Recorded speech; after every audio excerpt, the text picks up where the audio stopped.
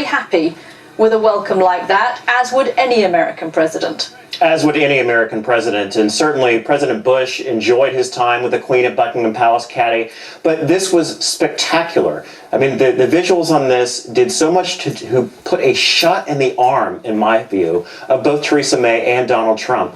They've had a long couple of weeks, both of them, both here on the continent as well as back in the United States, and Donald Trump got what he wanted. He wanted the visual. He loved the Bastille Day celebration that Christian spoke about a few moments ago of that parade. He's going to have another huge parade in Washington, D.C. later this year with our military. But the one thing that struck me, Caddy, from this is playing taps. Again, you talk about the special relationship between the United States and the United Kingdom. Hearing taps, a medley that's played when soldiers are put to rest, really to me put to rest the notion that there is a big rift between the United States and the United Kingdom. We fought together, we died together, we stick together. And Ron, that special relationship then, in your mind, surpasses the current difficulties that there might be between members of the British population, and we've seen the polling numbers, and this particular president. Absolutely. The polling numbers are about equal in the United States as they are in the United Kingdom. Donald Trump is somewhere at around 44 to 45% approval rating.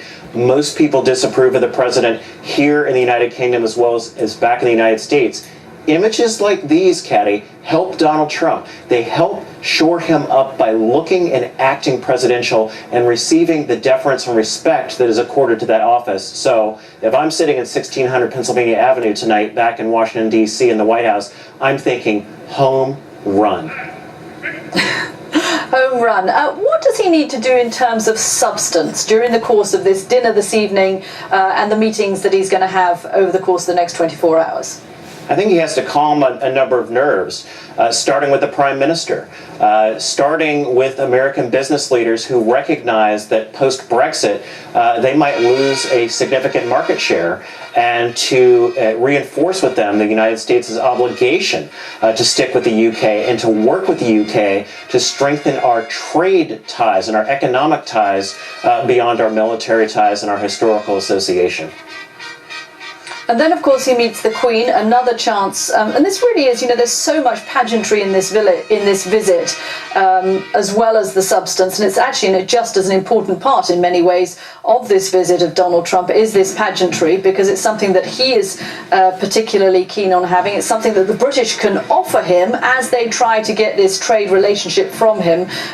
It's something that they can give to Donald Trump. And then he goes to Scotland to his golf resort, and then of course the bit of the visit that he has said might be the easiest of all, meeting Vladimir Putin. Ron, what do you make of the sequencing of all of this? I think it's going to be a remarkable 48 hours and beyond. Going to meet the head of state tomorrow is very, very important for Donald Trump. It would be viewed not only here and back in the United States, but around the world as a slight if he didn't. And so meeting with the Queen at Windsor Castle, in a royal castle, gives the president the prestige he was looking for there. And then, of course, heading to Finland, heading to Helsinki for a very critical meeting with President Putin of Russia. There's been so much criticism in the United States about Donald Trump being a lackey of Russia. And given the complexities, the issues they have to discuss, and starting with just one of a pipeline through the Baltic Sea that could really disrupt the Ukraine, millions and millions of dollars at stake, of how does Russia project power on the European continent. And so the president needs to find a way to project strength, to reassure our NATO allies, to reassure our country friends that he's going to stand firm with Russia. And this opportunity in Helsinki kind of gives him the opportunity to do so. The question is, which Donald Trump will show up? Will it be the one who's very prepared and very steady, or will it be the one who's erratic and playing with more off the cuff? And there you have it. There's Marine One sitting on the lawn at Blenheim Palace, waiting, I guess, for the... it's just, I think we've gone back in time. That's perhaps the Marine One lifting off from Winfield House about an hour ago, taking off to Blenheim Palace. They've gone inside now. They are having their dinner, 150 odd people, most of them British business leaders, members of the American cabinet as well, of course, and the president. And the Prime Minister as well inside Blenheim Palace. He's then expected in about an hour and a half to go back to Winfield House to the American ambassador's residence in London. He'll spend the night there. And that will be before his trip to Windsor, of course, tomorrow from Beyond 100 Days. That brings this to a close. Of course, we'll have a special edition back here tomorrow. Christian is still in Blenheim Palace, outside Blenheim Palace, in Fraser's Field for us, and Christian picks up our coverage now. Christian, thank you. Thank you very much. Yes, welcome back to a beautiful evening here in Oxfordshire. What a treat we've just had watching the household division there playing for Donald Trump as he and Melania arrived at Blenheim Palace just about 20 minutes ago. Marine One flying right over the top of our position here and setting down in the grounds of Blenheim Palace. There you see him getting out of the Beast, which transported him from Marine One to Theresa May and Philip May, who were waiting for him, and there you see Melania in a fine lemon gown, which really set off in the sunshine tonight. She looked spectacular there, didn't she, the First Lady? And then as they walked to the top of the steps, they were serenaded, evening hymns played by the Scotch, Welsh and Irish Guards, and behind them 150 business leaders who they are having dinner with this evening inside Blenheim Palace. I dare say there would be a certain amount of time to go and have a quick look around Blenheim Palace, because the reason it's been chosen, of course, is because this is the birthplace of Sir Winston Churchill, born here in 1874. He spent a lot of time here as a young boy and through his adult life as well. In fact, if you go on the tour of Blenheim Palace, you see Sir Winston Churchill sitting in the long library where he wrote some of his books and his articles, and that's the kind of history that this place is steeped in, and which I'm sure Donald Trump will revel in this evening as he sits in those fine surroundings, those baroque surroundings of Blenheim Palace. So that was the entrance to the event this evening. Of course, the Prime Minister and Donald Trump were together earlier in the day at the NATO summit in Brussels. You'll see there that he just grabbed her hand as he went up the stairs.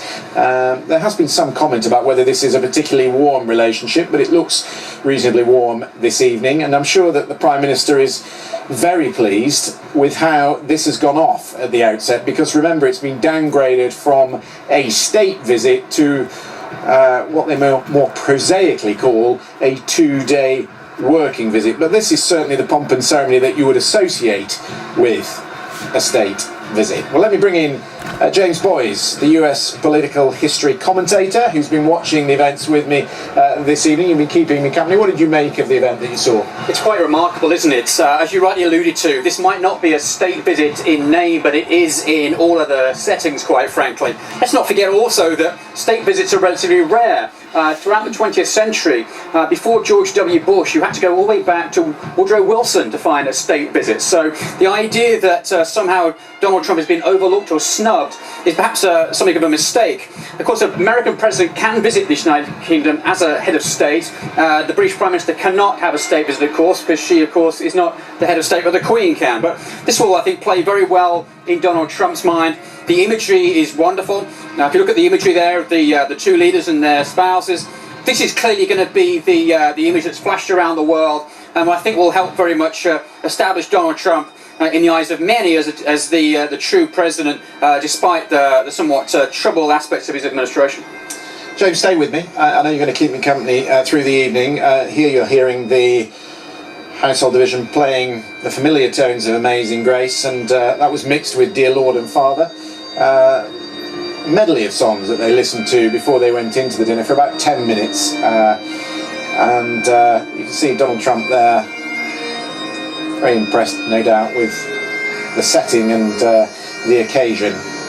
Let's bring in Duncan Kennedy, who is in a very different setting. He's outside the gates of Blenheim Palace, where protests have been taking place this evening. Duncan. Very much so, Christian, and not quite those kind of sounds where you are outside here. A very different noise being made here. One of lots and lots of shouts, anti-Trump shouts, and between, the police tell us, 1,000 and 2,000 protesters, anti-Trump protesters. They've been gathering outside the front gate here. the closest they'll get to Donald Trump, maybe half a mile away. Didn't even see the helicopter land. He came in another route. Didn't see them, they didn't see him.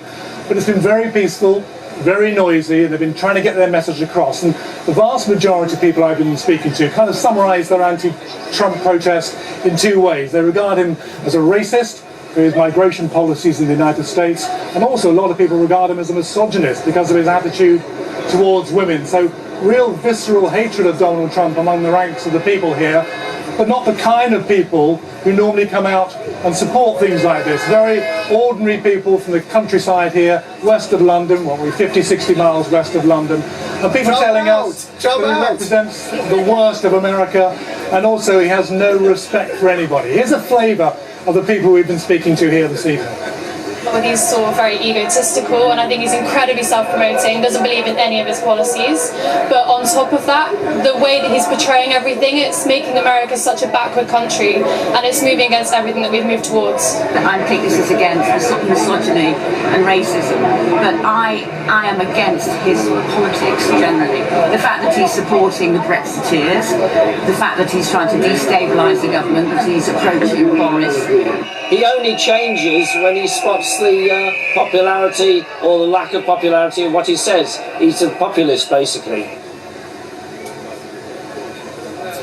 Well, obviously the vast majority of people who turned up here are people who are anti-Trump, but we did find one or two supporters in the crowd, one or two people wearing